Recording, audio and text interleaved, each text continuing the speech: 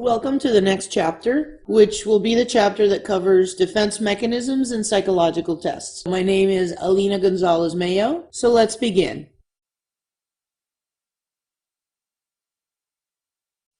When we're looking at the psychological structures, there are three basic types: the id, the ego, and the superego. The id, of course, is present at birth, and it mostly deals with sex and aggression. The id is typically what we want to do. The superego is formed later. You typically get it from your parents. It's formed during the latency period, and it's nothing more than your conscience, your ethics, your values is what determines what's right and what's wrong. So if the id is what we want, then the superego is what we should do. There is a struggle between these two structures, and that tends to be resolved by the ego. The ego is also the mediator of the defense mechanisms.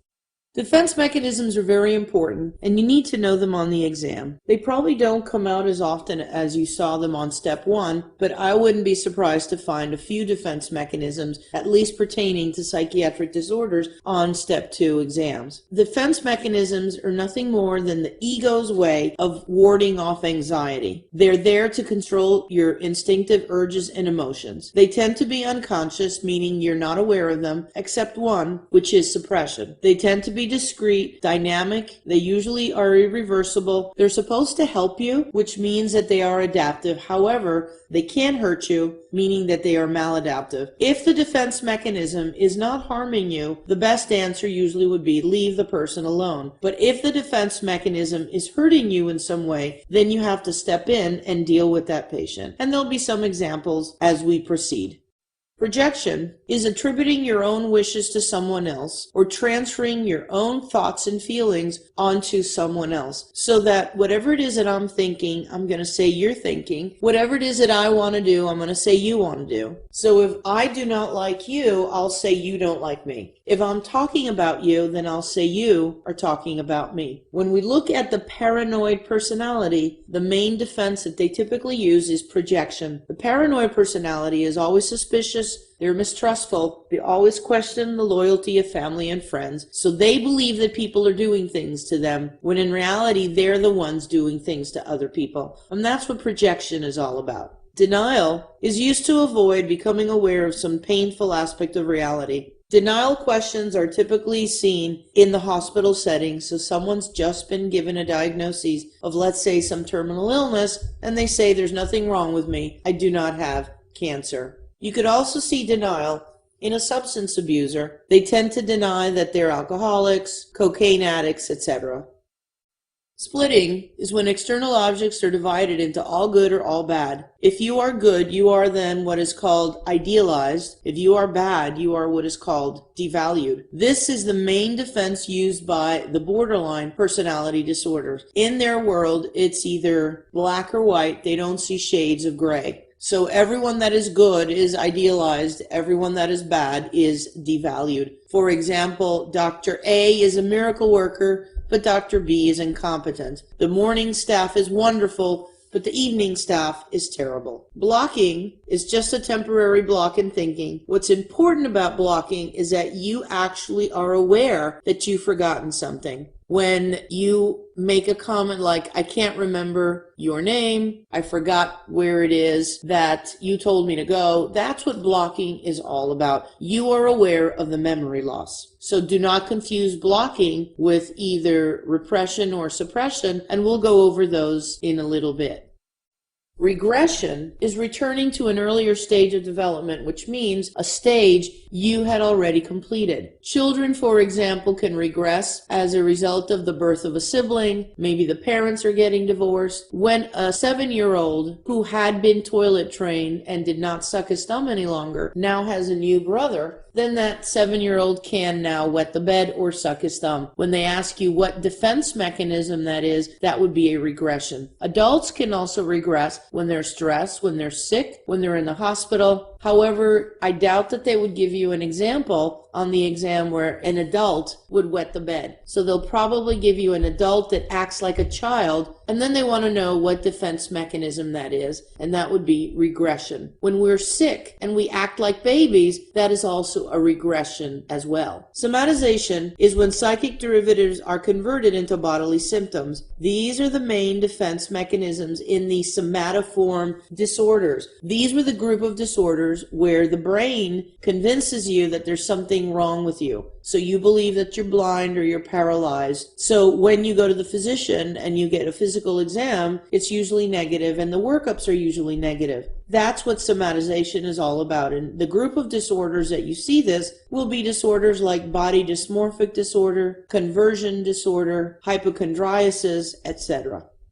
Introjection is when features of the external world are taken and made part of the self. This is in fact sort of like the opposite of a projection. Projection was what I was thinking, I say you're thinking it. Introjection is the exact opposite. What you're thinking, I'm thinking. What you're doing, I'm doing. Think of it as the unconscious form of imitation. So when the resident dresses and acts like the attending physician, if he's doing it consciously, it's called imitation. But if he's doing it unconsciously, then it's called introjection. Displacement is an emotion that is shifted to another that resembles the original in some aspect or quality. So here you are shifting your emotion to someone else. So for example, if you're angry at your boss, you're not going to yell at your boss because your boss could fire you. So what do? You go home, you yell at your kids, you yell at your husband, you kick the dog. That's what a displacement is all about.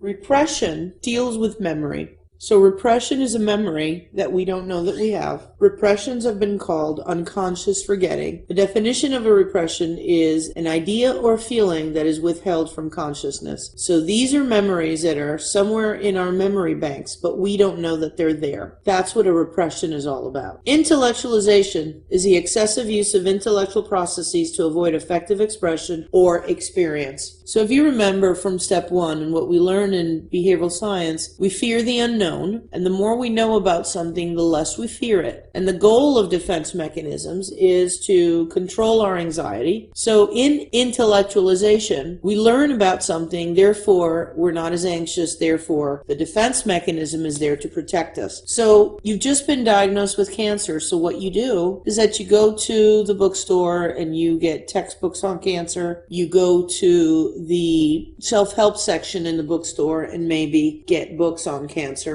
You go to cancer seminars, etc. And yet when you talk about your cancer, you talk about it in a very intellectual yet unemotional way. So if you look at the example here, let's assume a person is HIV positive. Now they have Kaposi's and of course they have AIDS. And the person's response is, it is interesting to note the specific skin lesions which seem to arise as a consequence of my end-stage disease. That's a comment that's very unemotional. It's intellectual and unemotional. Therefore, you don't feel. And that's the goal of intellectualization. Help you deal with your emotion in a way that will protect you.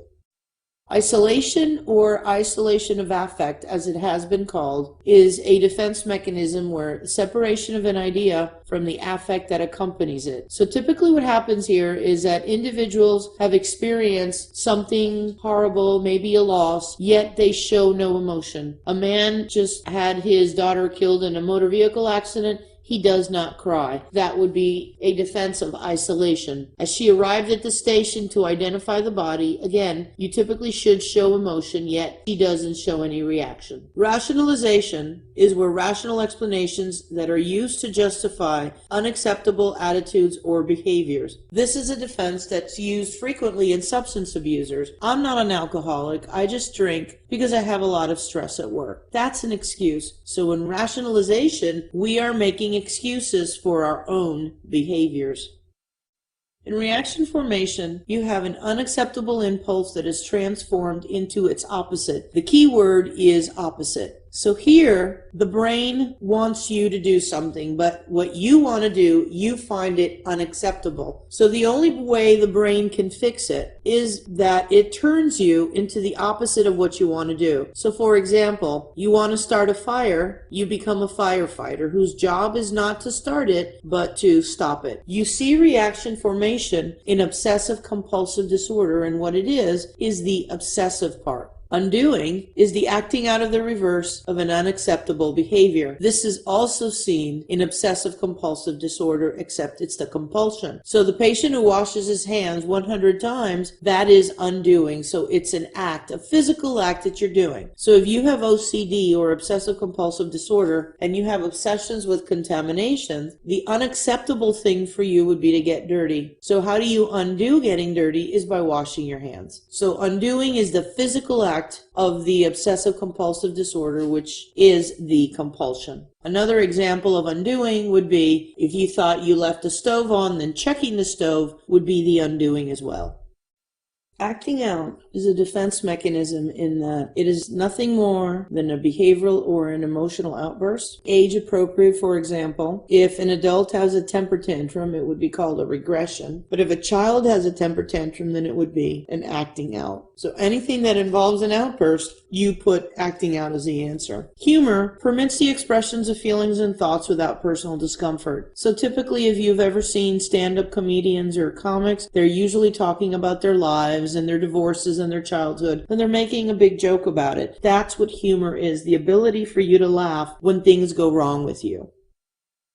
Sublimation is the most mature of all the defenses. Here, the impulse gratification has been achieved, but the aim or object has been changed from an unacceptable to an acceptable one. So now your brain wants you to do something, but you find it unacceptable. So what the brain does, or has the ability to do, is that it turns whatever is unacceptable into something that's acceptable. So remember the examples that we used earlier for reaction formation. You wanted to start a fire, so you become the firefighter. You stop yourself from starting the fire. If we're going to use the defense of sublimation, then you're going to start the fire, but in a way that's acceptable. For example, you might work for the forest department, where as an employee of the forest department, you might have to start a forest fire in order to help the forest. You might work in a firework company. You might work in a movie set. So you work in special effects. So you work in Hollywood, and whenever there's a building fire, they call you. So in sublimation, it's considered the most mature because you have found a way to do the things that you want to do. Suppression is called conscious forgetting, and here you know that you have forgotten something. You are aware of it now, and you'd rather forget it. So you have an adult who was raped as a child. The fact that she doesn't remember about the rape would be a repression. If she's now aware of the rape but would rather forget about it, then that is called a suppression. She would say something like, I know I was raped, but you know what? I really want to forget about it. Let's not talk about it. So in suppression, you are aware of the memory loss. And that's the difference between repression and suppression. Now, dissociation is another defense mechanism, and this is basically splitting off of the brain from conscious awareness. So this is the defense mechanism that you see in the dissociative disorders. These are the people that have been exposed to some stressor. As a result of that stressor, they then not remember where they live, what their name is, etc. So dissociation is where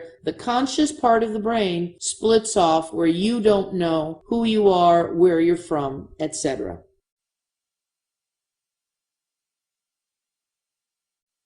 The next part of this section should be nothing more than a mini review. You would have gone over this in detail in the Epi Public Health section. So what you have to do here is understand certain tests. What is an IQ? How to calculate the IQ? You need to understand the different types of intelligence tests and the types of personality tests. So let's begin.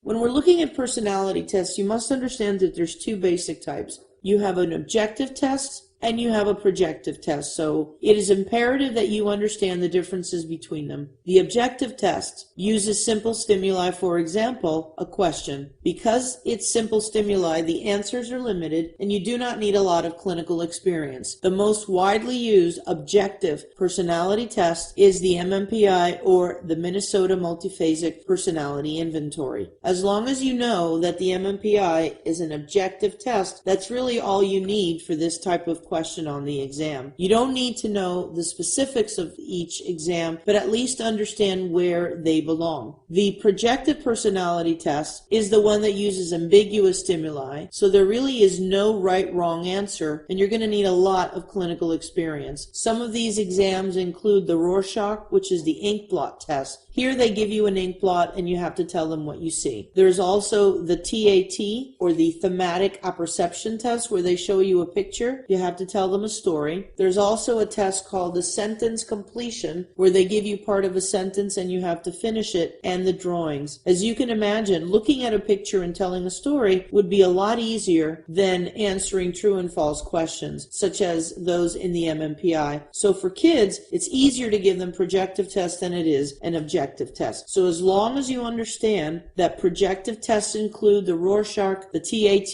the sentence completion, and the drawings, and that the objective test is the MMPI, that is really all that is needed for this part of the exam.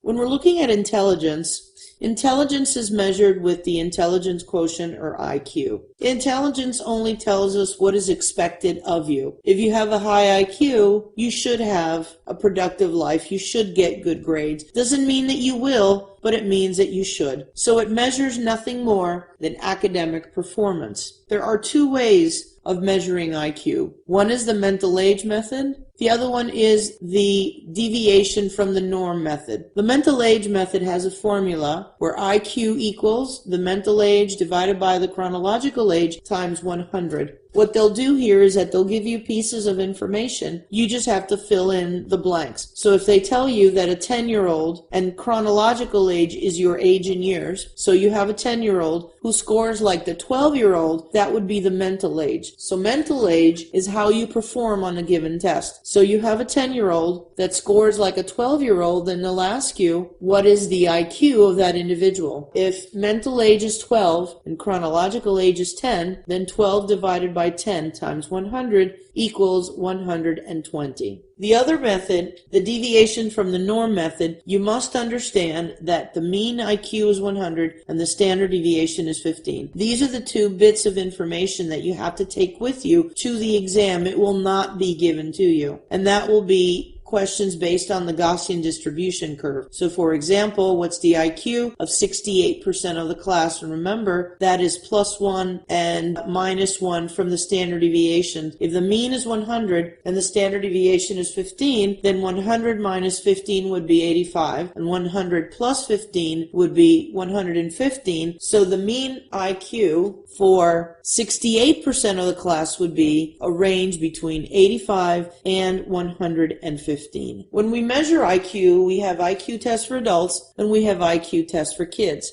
The IQ test for adults is the WAIS-R, the Wechsler Adult Intelligence Scale Revised, and it's given to every individual who is 17 and over. When you're giving it to minors, then we use the test for children, and that could be the WISC-R, or the Wechsler Intelligence Scale for Children Revised. There's another test which is called the Stanford-Binet. What's important about the Stanford-Binet is that it's good for detecting people who either have below average intelligence or superior intelligence. It's also used for those children that are very young. The goal of this chapter is that you have to understand some basic psychic structures. How do these psychic structures relate to the defense mechanism? You need to understand the different defense mechanisms, and you need to understand where or in what type of psychiatric disorders can some of these defense mechanisms be seen.